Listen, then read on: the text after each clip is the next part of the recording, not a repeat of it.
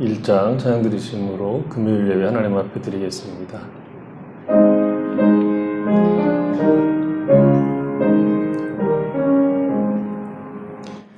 만복의 근원 하나님, 온 백성 찬송 드리고 저 천사여 찬송하세. 찬송 성부 성자 성령 아멘.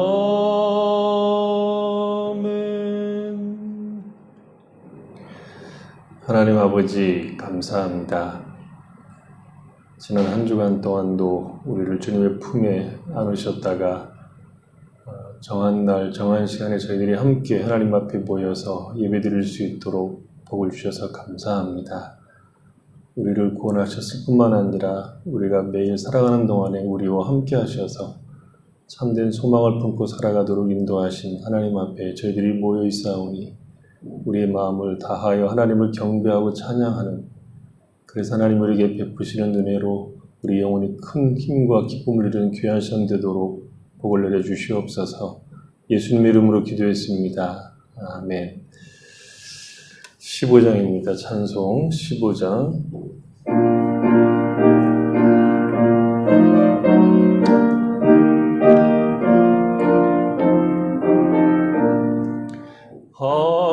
하나님의 크신 사랑 하늘에서 내리사 우리 맘에 항상 계셔 온전하게 하소서.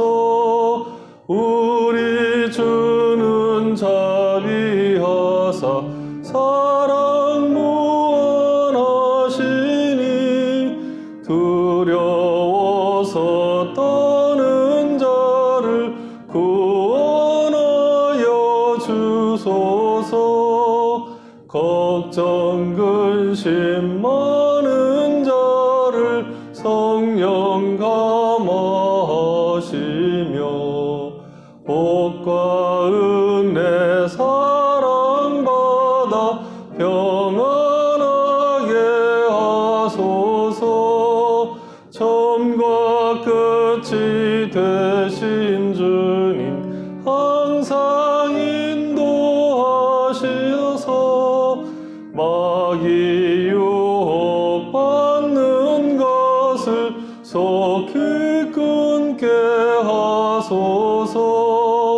전능하신 아버지여 주의 능력 주시고 우리 맘에 임하셔서 떠나가지 마소서. 주께 영광 항상 돌려 천사처럼 섬기며 주의 사랑 영영토록 찬송하게 하소서. 우리들이 거듭나서 의미 없게 하시고 주의 크신 구원받아 온전하게 하소서. 영광에서 영광으로 천국까지 이르러 크신 사랑 감격하여 경배하게 하소서. 아멘.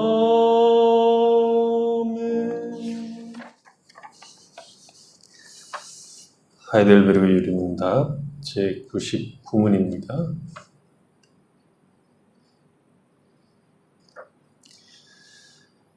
제3계명에서 하나님께서 요구하시는 것은 무엇입니까? 우리는 저주나 유중뿐 아니라 성급한 맹세로도 하나님의 이름을 욕되게 하거나 함부로 사용해서는 안 됩니다.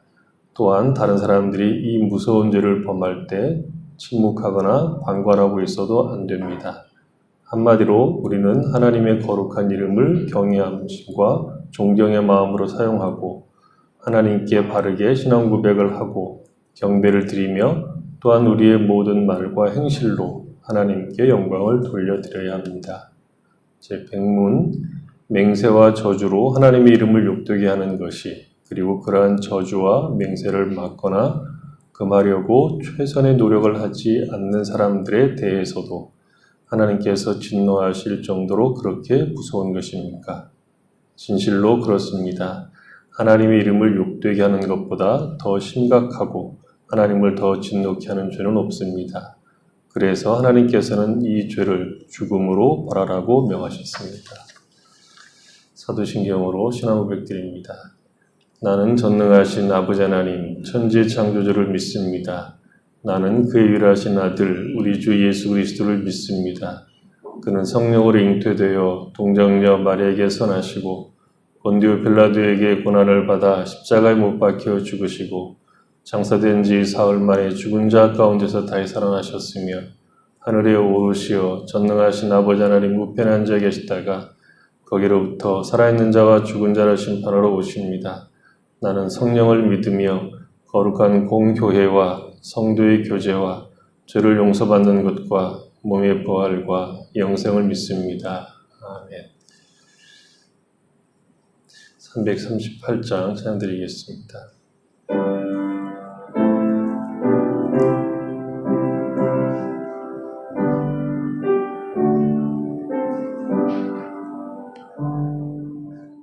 내 주를 가까이 하게 함은 십자가 짐 같은 고생이나 내 일생 소원은 늘 찬송하면서 주께 더 나아가기 원합니다. 내 고생하는 것 옛 야곱이 돌베개 베고 잠갔습니다. 꿈에도 소원이 늘 찬송하면서 주께 더 나아가기 원합니다. 천성에 가는 길 험하여도 생명길 되나니 은혜로다. 천사를 부르니 늘 찬송하면서 주께 더 나아가기 원합니다.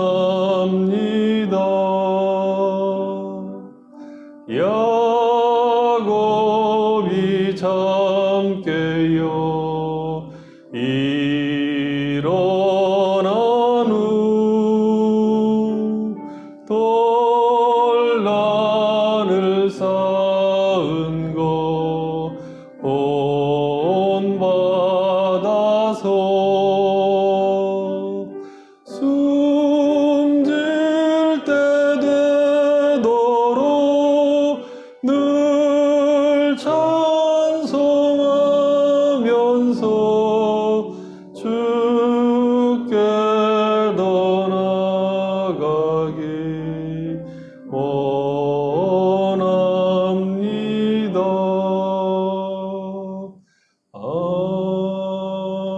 아멘. 김기천 집사님 기도하시겠습니다. 사랑의 하나님 아버지, 참으로 연약한 저희들을 자녀로 불러주시고 주님의 백성된 자로 인터넷 공간이지만 이렇게 한자리에 모여 주님을 찬양하고 경배하는 기쁨을 갖게 해주심에 감사드립니다. 저마다의 삶의 방식으로 투쟁하며 살다 고단하고 지친 영혼을 돌아보게 하시고 그때마다 사랑의 하나님께서 그 삶의 현장에 얼마나 신실하게 함께해 주시고 우리 걸음을 인도하여 주셔왔으며 생명 가운데 살아갈 수 있도록 얼마나 세세하게 복을 주셔왔는지 깨닫게 해주셔서 참으로 감사합니다. 이를 통해 하루하루 삶이 얼마나 축복이고 은혜가 되는지 깨닫게 해주시고 날마다 고집과 교만한 자아를 내려놓고 하나님께 간절히 나아갈 수 있도록 우리의 마음을 인도하여 주셔서 또한 참으로 감사드립니다. 하나님이 우리의 삶 가운데 가시를 허락하실 때는 반드시 놀라운 은혜를 더 많이 주시기 위함이고 그분은 가시를 핀처럼 사용하사 휘장을 제쳐 고정시켜 놓고 휘장 뒤에 감춰져 있던 주님의 얼굴을 환하게 보여주셨다고 한 어느 선교사님의 고백처럼 구한 기도와 달리 선물로 받은 가시로 인해 직면하게 되는 여러 현실의 고통과 시련은 다 주님의 섭리 안에서 축복으로 인도하신 과정이라는 것과 그래서 주님을 더욱 의지하고 다가서게 만든다는 놀라운 비밀을 깨달아가게 되기를 기도합니다. 저희가 이 세상의 주권자로서 주님의 일하시는 방식에 대한 확신이 있는 바, 온 세상이 코로나로 걱정과 불안 가운데 있을 때 우리에게 이유 있는 평안을 허락하여 주시고 동시에 주님의 긍휼과 사랑으로 이 어려운 시간과 고통이 서둘러 종식되어 예전처럼 많은 성도들이 생업의 안정을 찾고 우리의 인생 가운데 길든 짧든 터전으로 주신 이곳 방글라데시 다카에 다시 모여 찬양하고 은혜를 나누며 소통할 수 있게 되기를 기도합니다. 우리에게 일어나는 이 모든 일이 하나님이 주권하여 역사하시는 방식임을 거듭 확신하고 고백하오니 암담한 현실에서도 주님의 참된 복음만이 생명이자 진리로서 더욱 세상에 증거되고 소망이 되어 모든 영혼들의 심령에 새겨지게 되기를 간절히 기도합니다. 오늘도 변함없이 생명과 진리의 말씀을 열정적으로 증거하실 우리 전정기 목사님을 특별히 사랑하여 주시고 축복하여 주셔서 영육간의 강건함을 더욱 허락하여 주심에 지치지 않게 하시고 건강을 지켜주시고 무엇보다 고난의 때 더욱 말씀의 깊이와 감동이 더해져 가게 도와주셔서 말씀을 듣는 저희 모든 성도가 더 깊이 주님의 참 음성을 듣고 여러 회복의 역사가 지속적으로 일어나게 되길 간절히 기도합니다. 오직 주님 복음을 위해 사명감으로 헌신하고 계실 우리 선교사님들도 참으로 어려운 시기이지만 그 어느 때보다 더욱 놀라운 하나님의 임재하심과 손길을 체험케 도와주시고 변함없는 사역의 불길에 성령의 인도하심과 건강과 필요한 모든 것들이 놀랍도록 채워지는 축복을 허락하여 주시기를 간절히 기도합니다. 이 시간 참으로 오랜 시간 동안 몸이 불편하신 우리 김영철 선교사님과 김현수 집사님께서 하루빨리 건강을 온전히 회복할 수 있도록 놀라운 주님의 치유의 역사를 기도하오며 그 가정의 모든 구성원들에게도 변치 않는 주님의 사랑과 특별한 위로와 축복을 기도합니다. 오늘도 이곳 온라인 예배로 함께 모인 우리 모든 성도들이 주님을 뵙는 참 기쁨을 허락하여 주시고 주님이 놀랍게 부어주실 평안과 축복의 음성으로 감사가 넘치는 시간이 될 수 있도록 기도합니다. 예배의 모든 시간이 오직 성령 안에서 감동이 되고 감사가 넘치며 성령의 은혜로 채워주시기를 기도하오며 우리의 참 소망 되신 예수님 이름 받들어 기도하였습니다.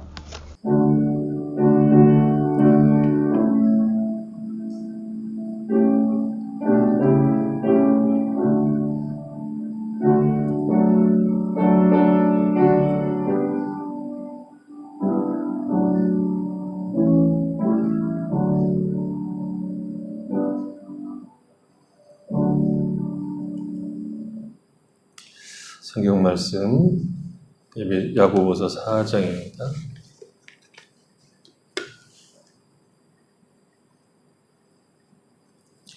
야고보서 4장 8절로 10절입니다.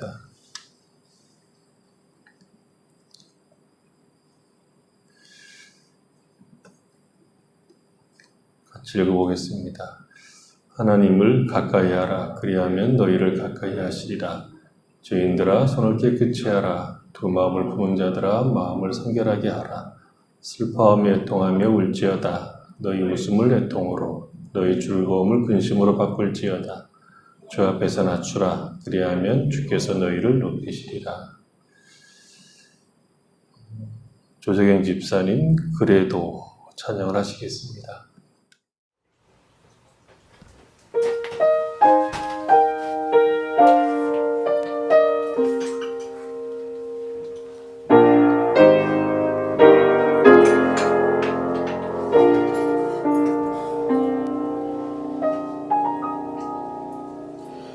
내가 나를 떠나가도 그래도 나는 너를 떠나지 않으며 내가 나를 버려도 그래도 나는 너를 버리지 아니하리라. 내가 나를 떠나가도 그래도 나는 너를 떠나지 않으며 내가 나를 버려도 그래도 나는 너를 버리지 아니하리라. 내가 나를 사랑하지 않아도 그래도 나도 너를 사랑하며 내가 지은 죄 많으나 그래도 나는 너를 용서하리라. 내가 천하고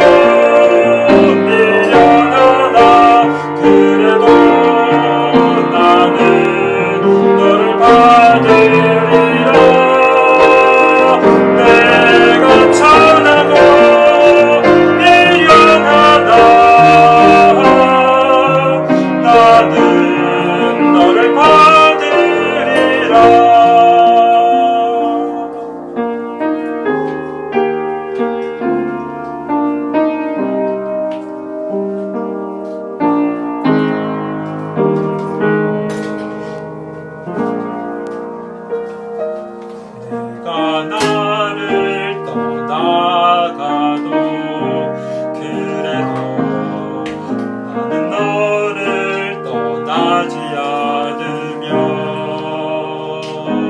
내가 나를 버려도 그래도 나는 너를 버리지 아니하리라. 내가 나를 사랑하지 않아도 그래도 나도 너를 사랑하며 내가 지은 죄 많으나 그래도 나는 너를 용서하리라. 내가 천하고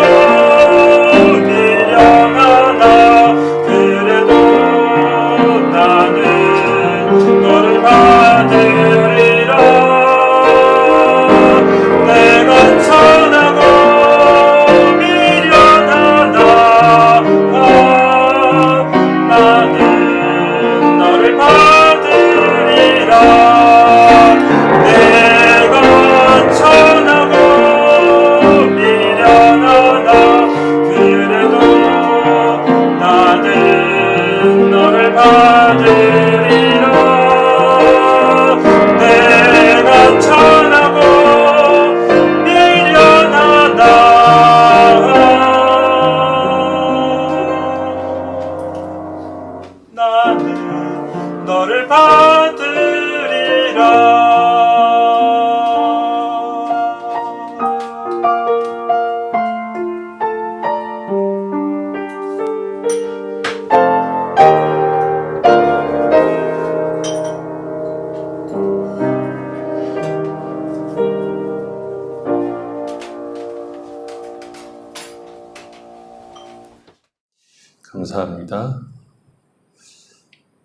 기도하겠습니다.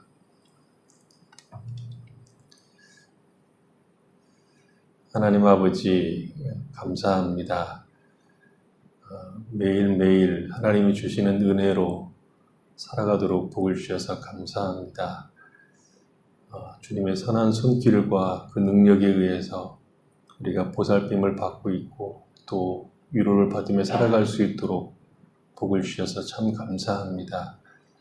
상천하지에 의지할 것이 전혀 없었다면 우리 인생이 가장 절망적이었을 것이지만 하나님을 알고 하나님을 의지하고 그 사랑 가운데 살아갈 수 있도록 우리에게 복을 주셔서 참 감사합니다. 하나님 우리 아버지, 우리가 믿음을 가지고 주를 바라보고 주의 성품 속에서 우리에게 허락된 인생들을 바라보고 매일 참된 소망을 가지고 주를 섬길 수 있도록 인도하여 주시기 원합니다. 우리의 소망이 하나님의 은혜 가운데 있으며 하나님이 주시는 복 가운데 있음을 늘 기억하고 하나님을 바라보고 내일을 소망할 수 있도록 은혜를 베풀어 주시옵소서. 하나님과 함께하는 인생이기 때문에 참으로 주께서 주시는 은혜와 그 선하심이 지속적으로 우리 인생을 붙들고 있다는 것을 알고 매일매일 힘을 얻어서 주님을 바라보고 주를 가까이 하고 주께서 주시는 은혜를 고백하며 살 수 있도록 복을 내려 주시옵소서. 이 귀한 시간에도 저희들이 말씀을 통해서 어떻게 하나님께서 우리에게 은혜를 베푸시며 우리와 함께 하시며 우리에게 복을 주시는가 하는 것을 깨닫고 힘을 얻고 위로를 받으며 소망을 누리는 귀한 시간 되도록 은혜 베풀어 주시옵소서. 예수님의 이름으로 기도했습니다. 아멘. 우리가 계속 보고 있는 문제는 교회 안에서 성도들 사이에서 일어난 갈등, 다툼 이런 것들을 어떤 방식으로 풀어가느냐 하는 문제입니다.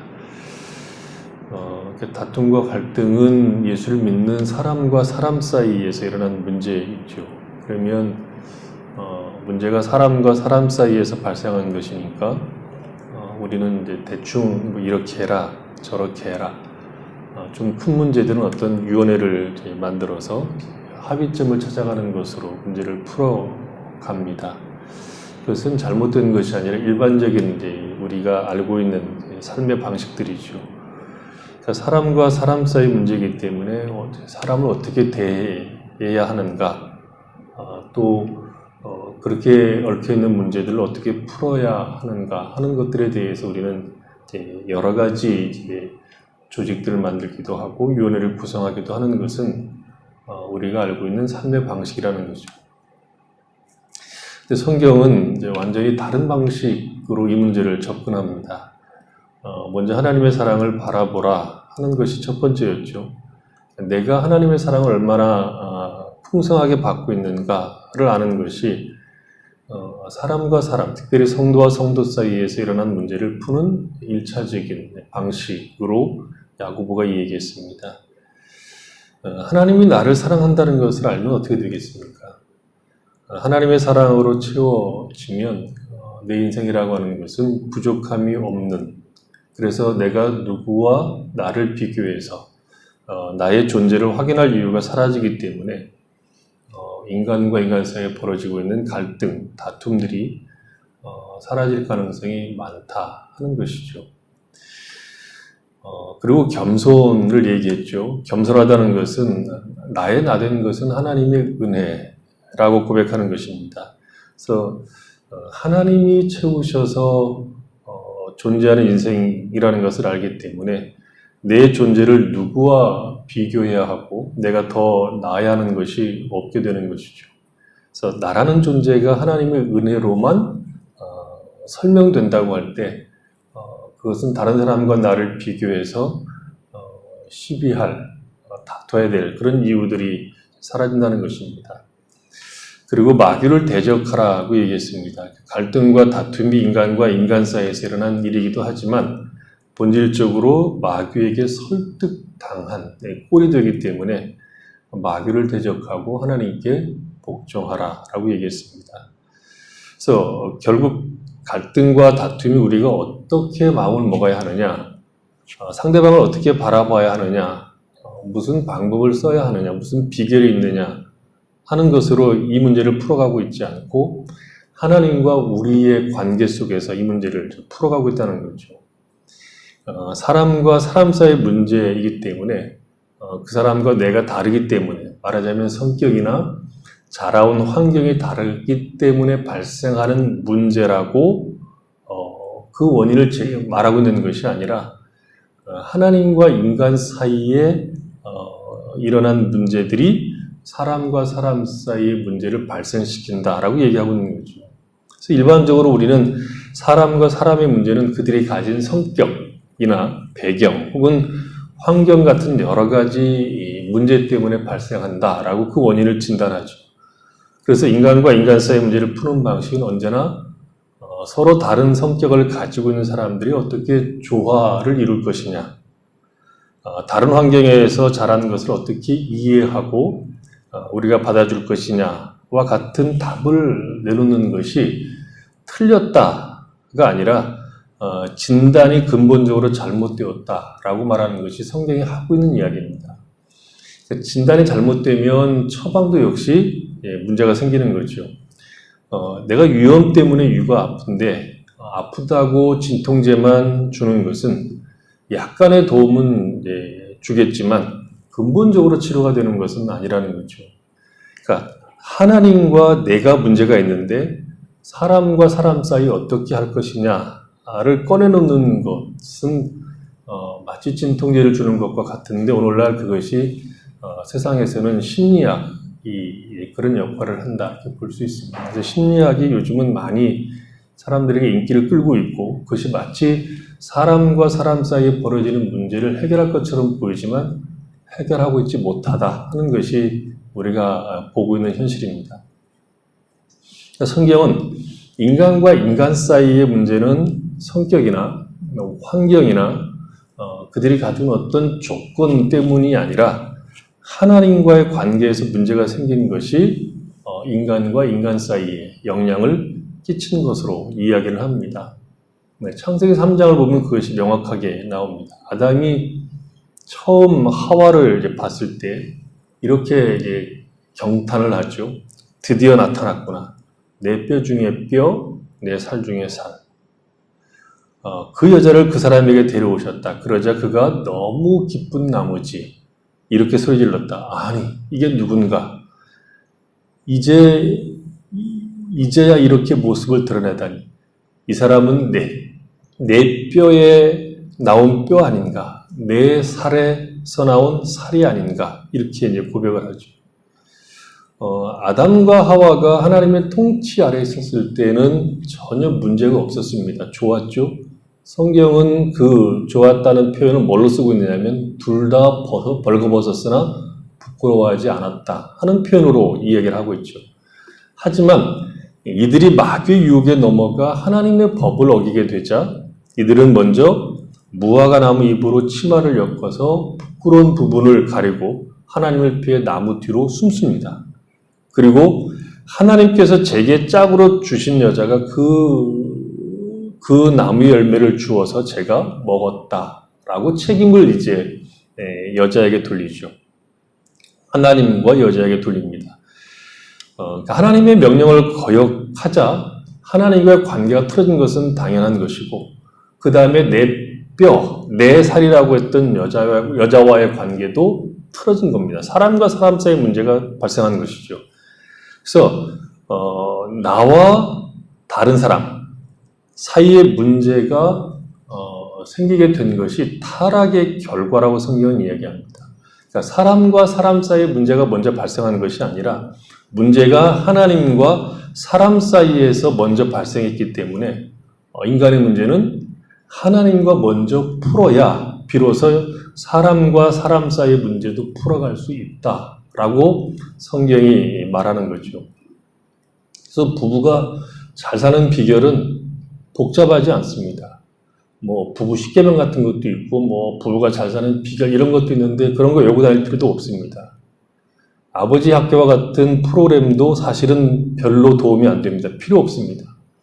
부부가 잘 사는 비결은 하나님과의 관계를 회복하고 하나님과의 관계를 더 깊이 해야 됩니다. 하나님을 사랑하고 그 말씀을 경청하고 하나님을 기뻐하는 일이 우리의 삶에서 매일 새롭게 일어나면 부부도 자연스럽게 잘 살게 됩니다. 물론 예수를 믿는 부부라면 둘 다 그렇게 해야 되지만 안 되면 혼자서라도 하나님을 사랑하고 예수님과 같이 한 상대를 사랑해서 죽는 자리까지 가야 하는 겁니다. 이것을 성경이 고상하게 얘기할 때는 아내는 순종하고 남편은 사랑하라고 얘기한 겁니다. 문제는 성격도 아니고 환경도 아니고 그가 한 인간이 가지고 있는 조건도 아닙니다.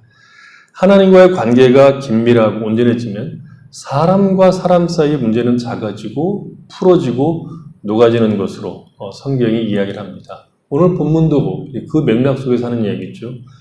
하나님을 가까이 하라는 것으로 이 문제를 풀어내고 있습니다.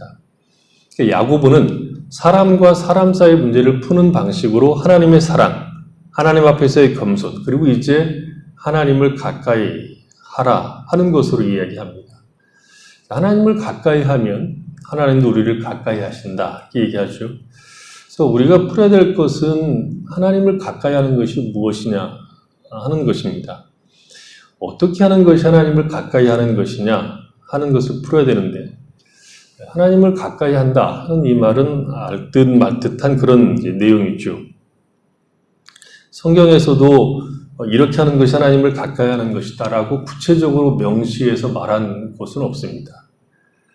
다만 우리가 생각해 볼 수 있는 것은 무엇을 가까이 하려고 하면 그 가까이 하는데 방해하는 것들을 먼저 끊어야 하는 것들이 있습니다.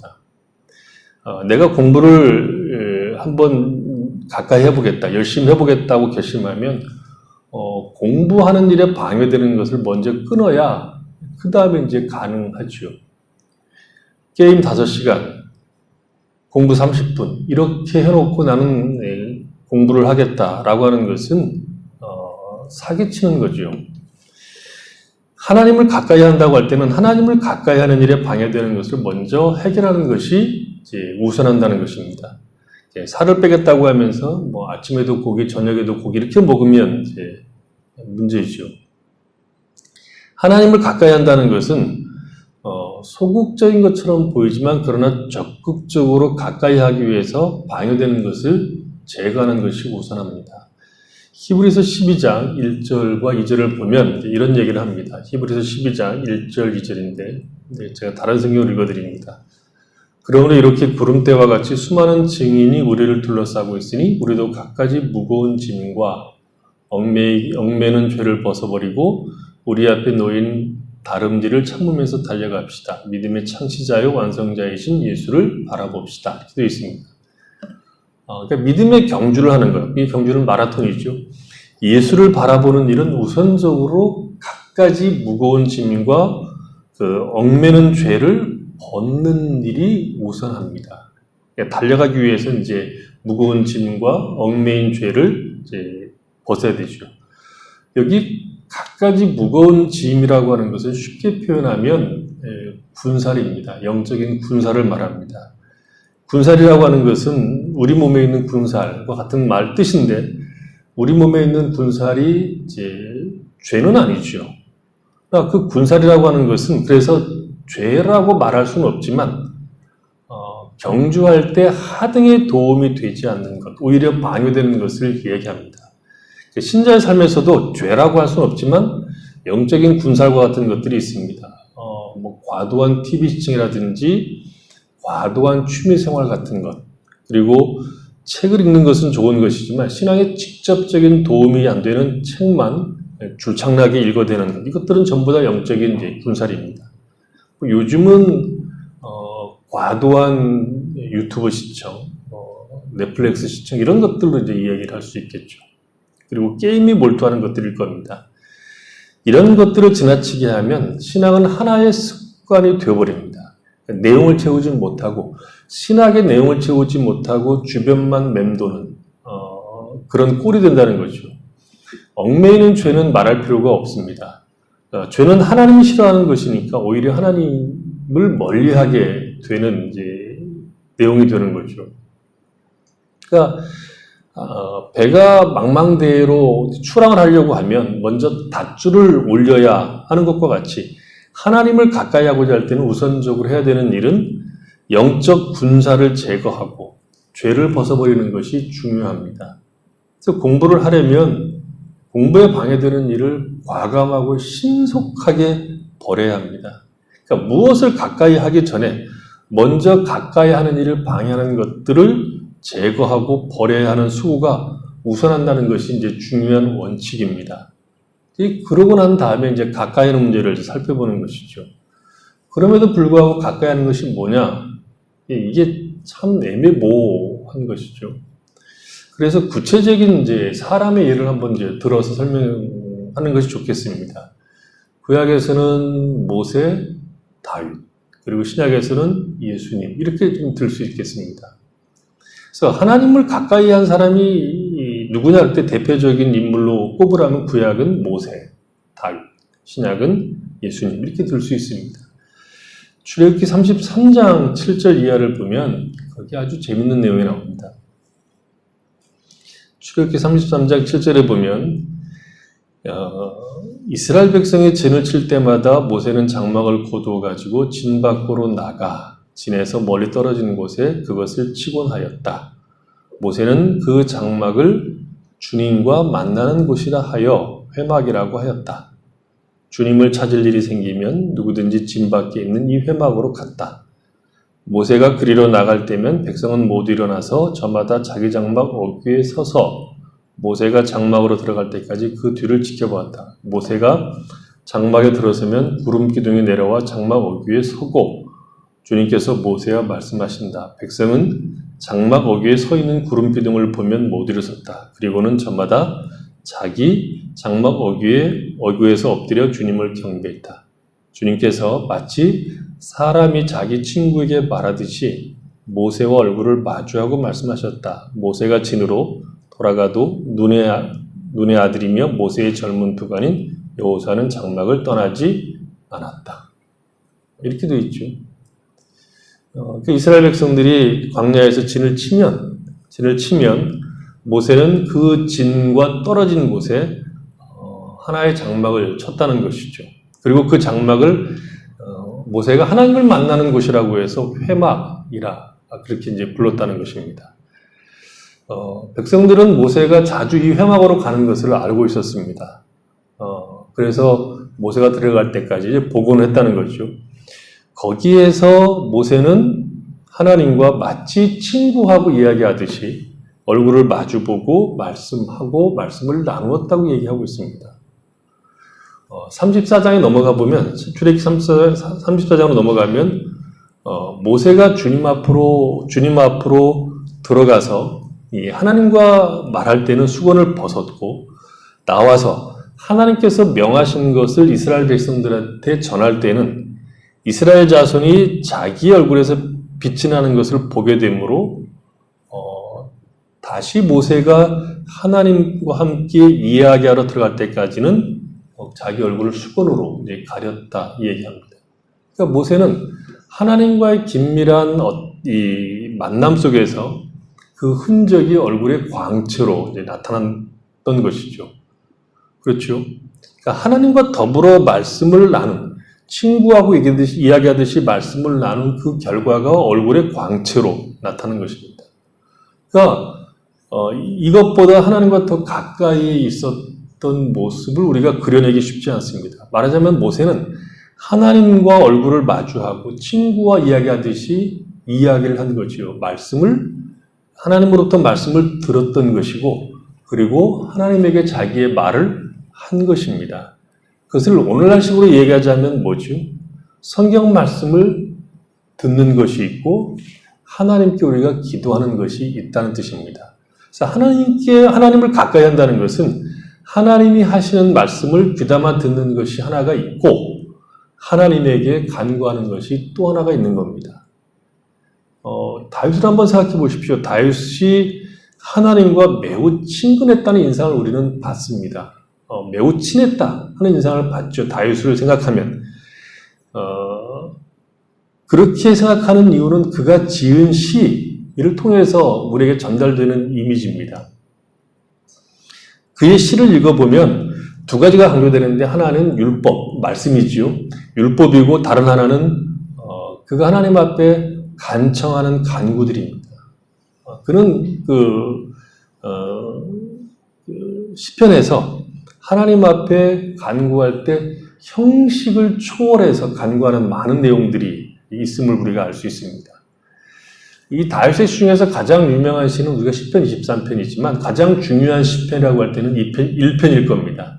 1편에서 다윗은 복 있는 사람이 누구냐를 이렇게 노래하죠. 그대. 다른 성경인데요. 그대 하나님께서 좋아질 수밖에 죄악의 소굴에 들락거리기를 하나 망할 길에 얼씬거리기를 하나 배웠다고 입만 살아있길 하나 오직 하나님 말씀에 사로잡혀 밤낮 성경 말씀을 곱씹는 그대 복이 있다는 거죠. 다윗은 수시로 하나님의 말씀을 청종하고 사모하는 마음을 전합니다. 다윗이 하나님의 마음이 합한 사람이었던 것은 그는 왕이 해야 될 하나님의 율법을 자기 보좌 옆에 두고 복사된 하나님의 율법을 자기 옆에 두고 수시로 그 말씀을 묵상했던 사람이기 때문입니다. 그 시편에서 그런 고백들이 많이 나오죠. 금, 곧 많은 순금보다 더 사모할 것이며 꿀과 송이꿀보다 더 달도다. 하나님의 말씀은 다이아몬드보다 에메랄드, 두른 다이아몬드보다 나으니 너는 봄철 딸기보다 더 말씀을 좋아하게 되리라. 붉게 잘 익은 딸기보다 더. 이건 메시지 성경에서 인용한 건데요. 딸기를 여러분이 좋아하는 걸로 바꿔도 됩니다. 하나님을 가까이 한다. 원래 성경은 송이꿀이거든요. 하나님을 가까이 한다. 하나님과 친근하다고 할 때에는 하나님이 하시는 말씀에 귀를 기울이는 것이 가장 먼저 꼽아야 되는 내용입니다. 하나님을 가까이 한다는 것은 그의 말씀에 귀를 기울이는 겁니다. 우리가 세상을 살아가면서 알아야 할 수많은 정보들이 있습니다. 어떤 정보들은 결정적으로 우리의 삶에 유익을 주죠. 이런 코로나 사태에 예방하는 방법이나 우리의 몸을 보호하는 정보들은 참으로 유용할 수밖에 없습니다. 그래서 우리는 세상을 살면서 수많은 소리를 듣고 삽니다. 어떤 소리들은 우리의 마음을 사로잡아 거기에 우리의 마음이 빼앗기기도 합니다. 예를 들면 음악은 우리의 마음을 사로잡는 큰 힘을 가지고 있습니다. 요즘 한국은 트로트가 대세라고 해서 틀면 나옵니다. 저도 즐겨보고 좋아합니다. 트로트와 그것을 부르는 가수를 향한 열정을 보면 굉장합니다. 미스터 트롯이라는 경연에서 7위 안에 든 사람들이 매주 나와서 사랑의 콜센터라는 것을 합니다. 전화로 자기가 좋아하는 가수에게 듣고 싶은 노래를 신청하는 것이죠. 노래를 신청하면서 사연도 같이 얘기를 하는데 위로받은 이야기, 병상에서 노래를 듣고 힘을 얻어서 투병 생활을 잘하고 있다는 이야기, 사랑하는 사람과 사별하고 난 다음에 노래를 통해서 다시 세상으로 나오게 될 힘을 얻게 되었다는 이야기, 이런 사연들이 같이 소개됩니다. 우리가 듣는 노래에는 그런 힘들이 분명히 있습니다. 서양 속담에 신이 주신 최고의 선물은 음악이라는 말도 있습니다. 요즘은 그렇게 얘기하지 않고 이렇게 얘기하죠. 신이 인간에게 공개적으로 준 마약이 음악이다. 음악은 마약이라는 거죠. 음악이 없는 인간 세계를 한번 상상해 보십시오.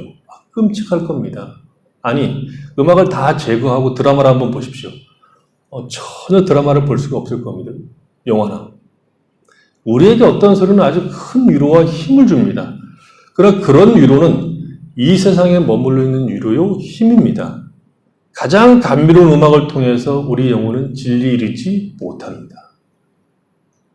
이 세상을 넘어 진정한 위로와 소망은 세상에 어떤 소리도 줄 수가 없습니다. 그런 소리들은 바람에 나는 겨와 같아서 우리 인생이 결정적인 그 시기를 맞이했을 때 아무런 도움을 줄 수가 없습니다. 우리에게 영원한 생명과 소망을 주는 소리는 하나님의 소리 외에는 없습니다. 우리의 영혼을 온전하게 하고 참된 반석에 서서 세상 풍랑을 이기게 하고 영원에 이르게 하는 것. 심지어 우리가 죽음에 이르게 될 때도 우리를 견고하게 하고 참된 소망을 놓치지 않도록 우리를 붙들어 주시는 것은 하나님이 하시는 소리, 말씀에는 없습니다. 그래서 우리가 들어야 되는 최고의 소리는 하나님의 말씀입니다. 그 말씀을 들을 때, 듣기를 힘쓸 때 우리는 주님께 가까이 가고 주께서 우리에게 오셔서 더욱 친근하게 하는 겁니다.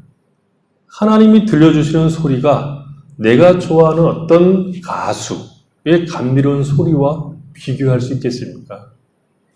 주의 음성을 사모하고 듣기를 열망하는 것이 곧 하나님을 가까이 하는 것이고 영원히 사는 유일한 길입니다. 시청자들이 그런 얘기를 들어보면 간증 같아요. 이명웅 가수, 정동원 가수의 노래를 듣고 병상에서 힘을 얻고 우울증에서 벗어나고 어떤 젊은 여인은 산후 우울증에서도 자기가 벗어나게 되었다. 이렇게 얘기하죠. 그것과 하나님의 말씀과 비교할 수 있느냐 하는 것이고 우리는 그런 고백들을 하고 있느냐를 물으셔야 됩니다. 매일매일 말씀을 읽으면 나는 위로를 받고 있고 힘을 얻고 있으며 하나님의 말씀을 통해서 능력을 공급받고 있다고 고백하고 있느냐 이거죠. 우리는 그런 간증을 듣기를 원하는 거죠.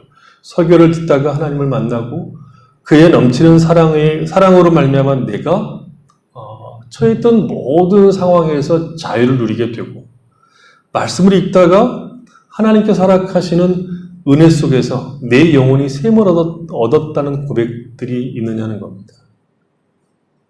하나님을 가까이 하는 것이 우리의 복입니다.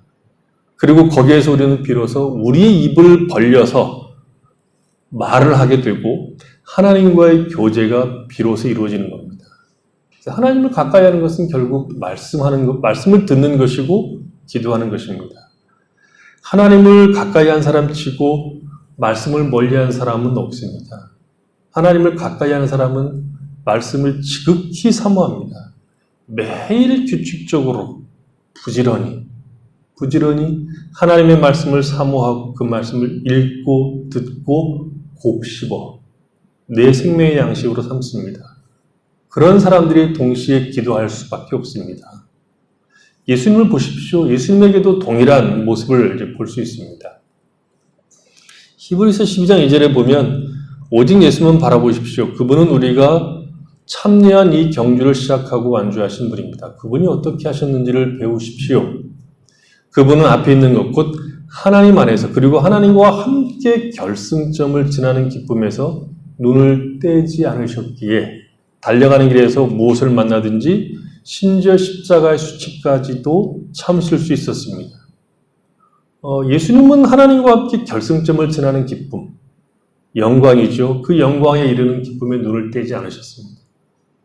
말하자면 예수님은 언제나 하나님을 가까이 하셨다는 것이죠. 그래서 누가복음을 보면 아주 독특하게 강조하고 있는 것 중에 하나가 예수님의 기도 생활입니다.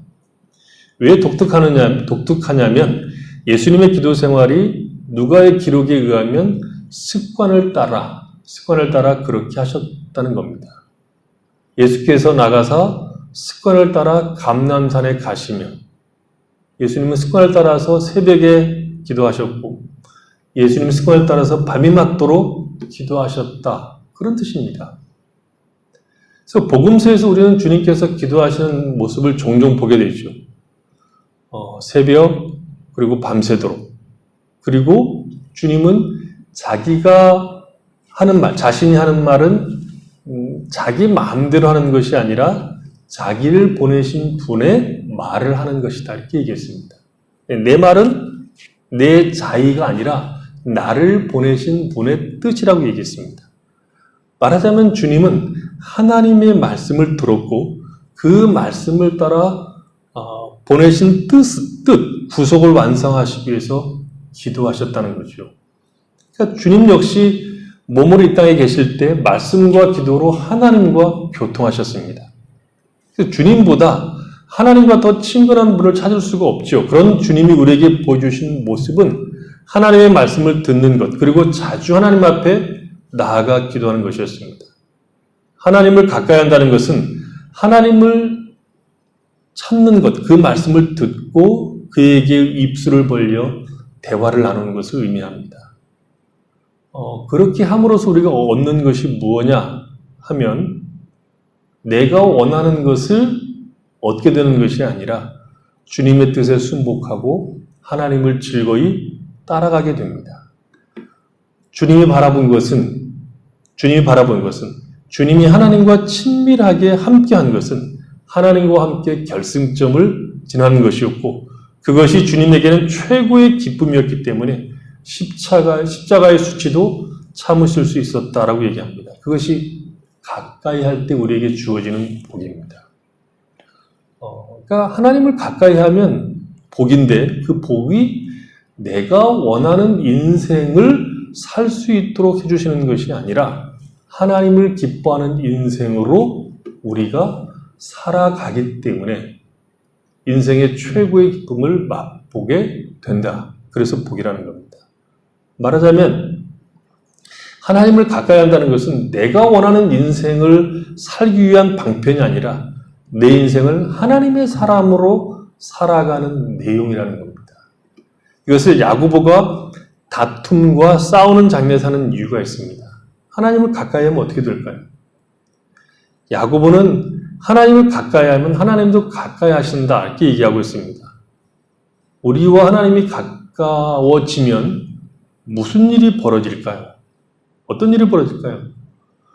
모세에게 일어난 일이 우리에게 일어난다고 볼 수 있습니다.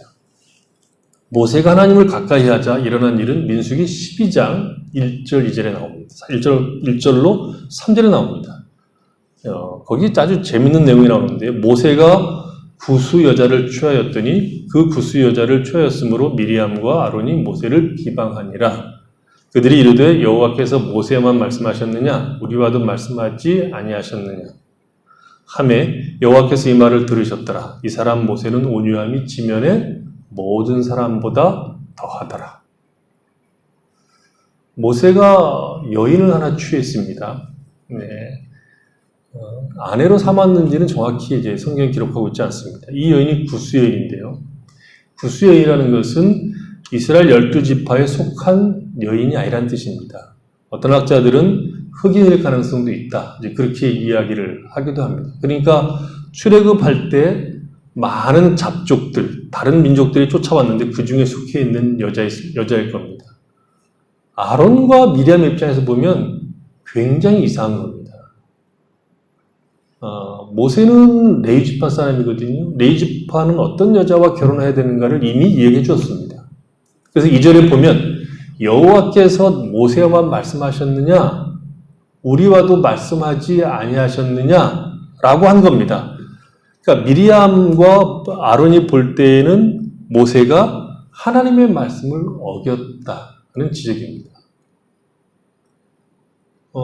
그래서 그 비난 속에는 모세의 지도력도 공격하고 있는 것이 같이 포함되고 있는 거죠. 그러니까 목사가 하나님의 말씀을 명백하게 어긴 어떤 내용에 대한 지적이니까 결정적으로 그 지도력이 타격을 받는 것이죠. 모세 입장에서는 이들의 비난이 아픈 지적일 수 있습니다. 그런데 모세는 그 비난을 감수합니다. 침묵하죠. 그리고 그것에 대해서 성경은 온유하다. 그것도 지면에서 가장 온유한 사람이다. 이렇게 얘기했습니다. 그러니까 말하자면 하나님을 가까이 한 모세의 삶이 온유한 모습으로 나타났다는 것이죠. 온유하다는 것은 원수를 원수로 갚지 않는 마음입니다. 오히려 원수를 사랑하는 마음을 얘기합니다. 악을 선으로 갚는 마음입니다.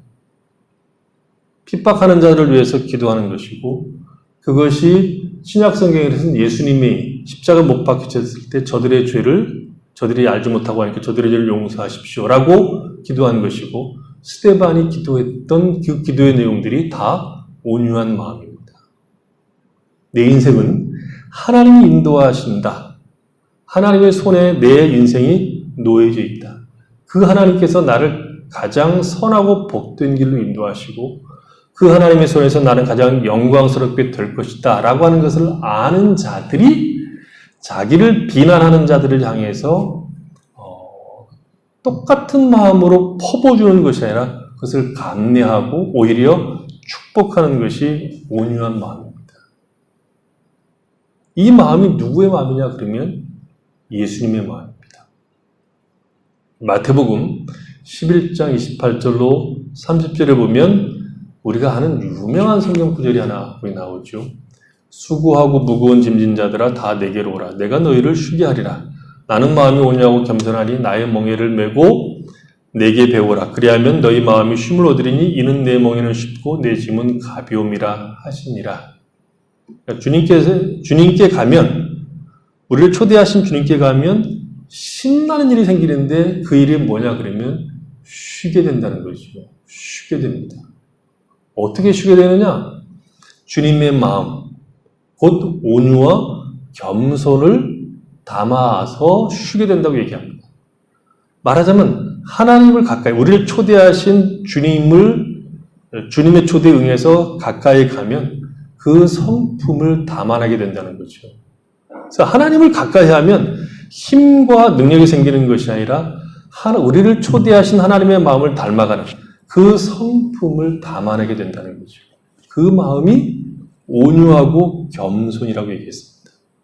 겸손하다는 것은 여러 번 얘기했지만 하나님의 은혜로 내가 산다는 고백입니다. 하나님 없이는 살 수 없다. 내가 가진 것은 다 하나님의 은혜다. 하나님의 도움 없이는 나는 살 수 없다 하는 고백이 겸손입니다. 그런 주님의 마음, 곧 온유와 겸손의 마음을 가지면 억울한 인생이 없습니다. 억울함이 없어집니다. 사람에게 쉼이 없는 이유가 뭐죠? 사람에게 쉼이 없이 무거운 짐을 늘 지고 있는 이유가 뭡니까? 왜 나에게만 이런 십자가를 짊어지게 하느냐? 왜 내 인생만 이러냐 하는 억울함. 왜 저 사람과 저 사람은 저렇고 나는 이렇게 취급하느냐 하는 억울함 속에서 인생은 쉼이 없습니다. 수고하고 무거운 짐은 인생들이 다 지고 있는 삶의 내용입니다.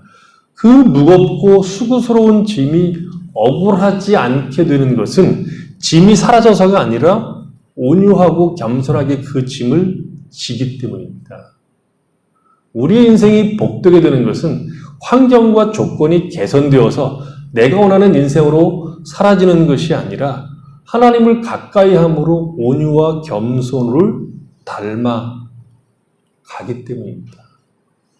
주님의 초대는 짐을 없앨 테니까 오라는 것이 아니라 너희가 짐을 잘못 지고 있으니 내가 제대로 지는 법을 가르쳐 주겠다는 겁니다. 제대로 지는 것이 주님에게 가서 배우는 것인데 그 배우는 것이 온유와 겸손입니다.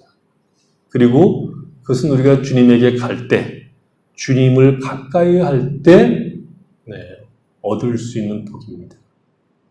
거기에서 우리는 인생에서 부딪히는 갈등들을 풀어갈 실마리를 갖게 되고 거기에서 인생이 얼마나 복된가 참된 쉼을 누리게 됩니다. 인생과 인생의 문제는 작아지는 것이죠. 우리가 원하고 있는 바람직한 신앙은 무엇입니까? 내가 정성을 다해 하나님을 섬기면 하나님이 감동해서 내가 세상에서 원하는 것들을 주시는 것이다. 이렇게 생각하는 것이 가장 바람직한 신앙일 겁니다. 일반적으로. 아닙니다. 성경이 원하는 바람직한 신앙은 하나님을 가까이하여 하나님의 크심과 은혜 안에서 하나님의 마음을 닮아가는 겁니다. 하나님을 닮아간다는 것은 하나님의 성품을 닮아가는 것이죠. 하나님을 가까이 하니까 당연히 하나님을 닮죠.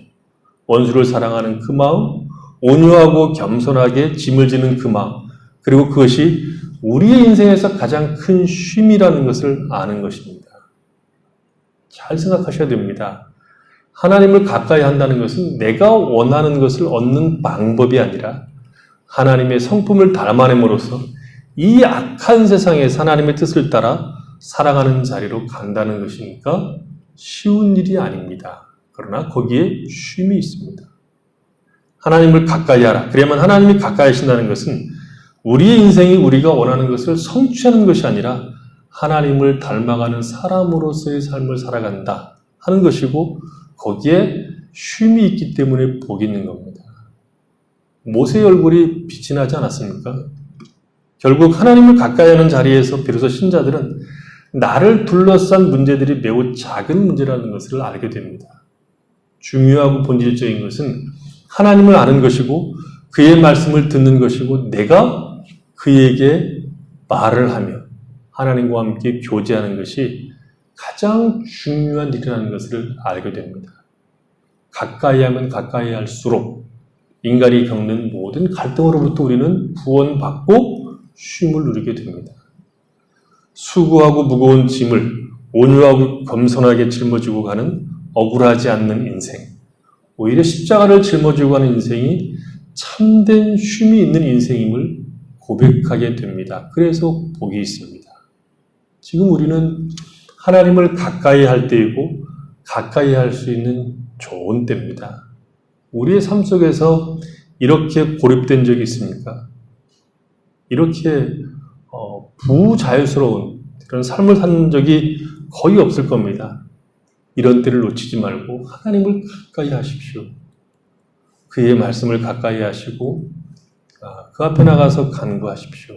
그리고 거기에서 허락된 자유, 쉼을 누리시기 바랍니다. 자유 하나 갇혀있고 갇혀있으나 자유한 자로서 고단 하나 쉼이 있는 그런 인생이라는 것을 내가 주를 가까이 함으로 누리고 있다고 고백할 수 있어야 됩니다. 그래서 우리가 이 사태가 끝나고 날 때는 더 크고 성숙한 모습, 어쩌면 우리 얼굴들이 모세와 같이 다 빛나는 모습으로 다시 만나야 되지 않을까 그런 생각이 듭니다. 하나님을 가까이 하십시오.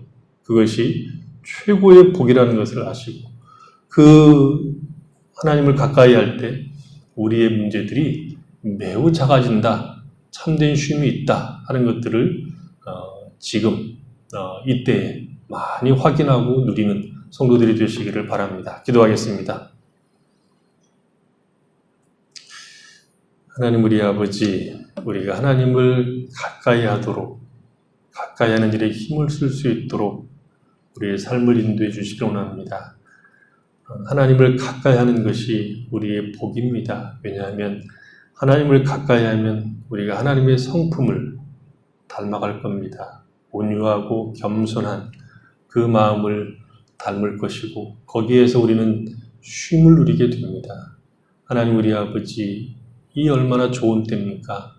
우리가 매일매일 하나님을 가까이 하기 힘쓰므로 우리의 삶이 하나님의 모습, 하나님의 성품을 닮아나게 하시고 마치 모세가 그 얼굴이 빛나는 것처럼 우리의 삶이 빛날 수 있도록 축복해 주시옵소서. 예수님의 이름으로 기도했습니다. 아멘. 326장 찬양드리겠습니다.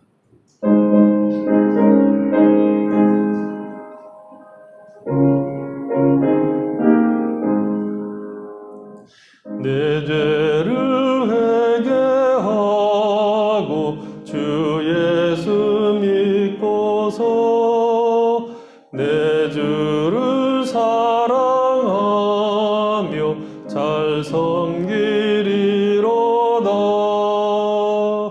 나 어디 가든지 무엇 하든지 주 예수 위하여 충성하리라.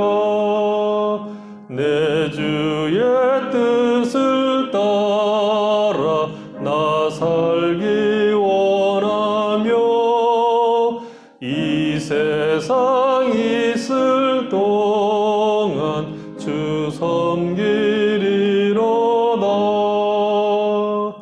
나 어디 가든지 무엇 하든지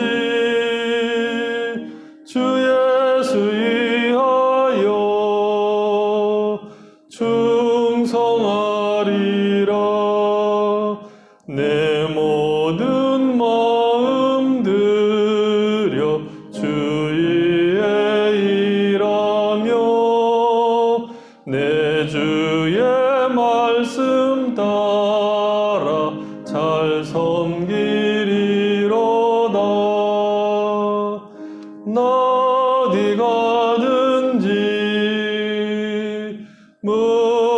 무엇하든지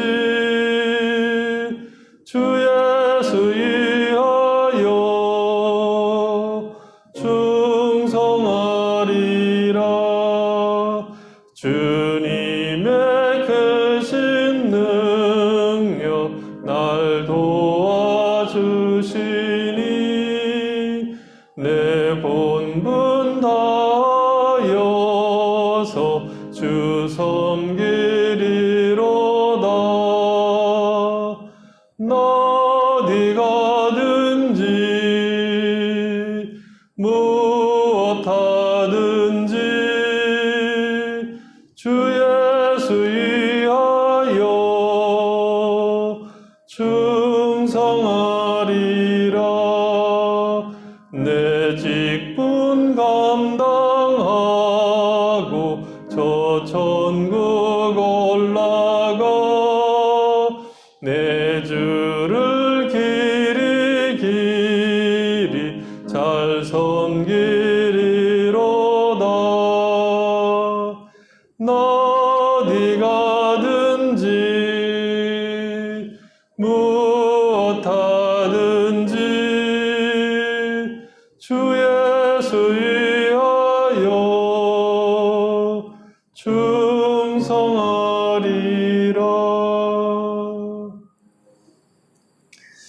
하나님 아버지, 우리가 날마다 주께 가까이 감으로 주께 살아가시는 복이 얼마나 큰가를 알게 해주시옵나이다.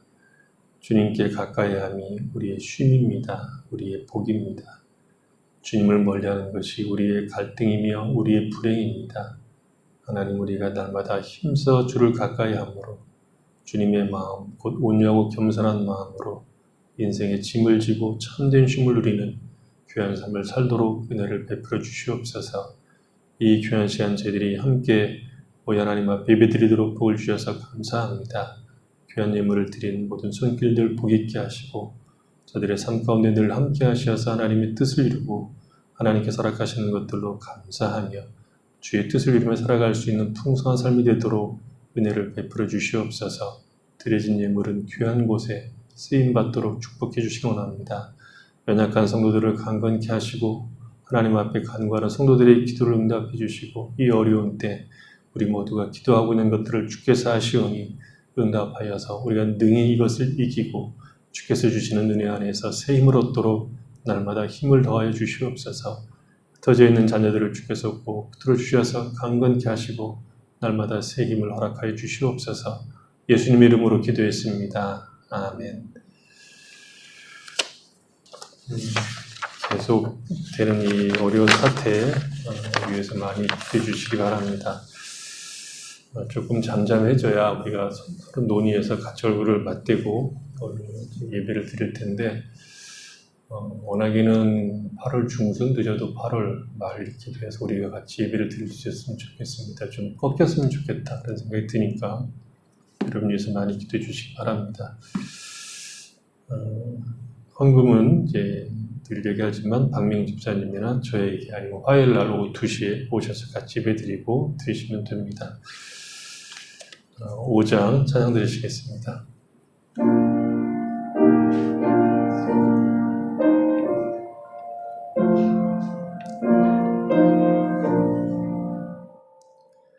이 천지간 만물들아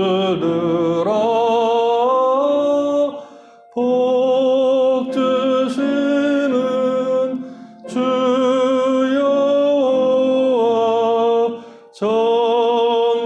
전능성부 성자 성령 찬송하고 찬송하세. 아멘.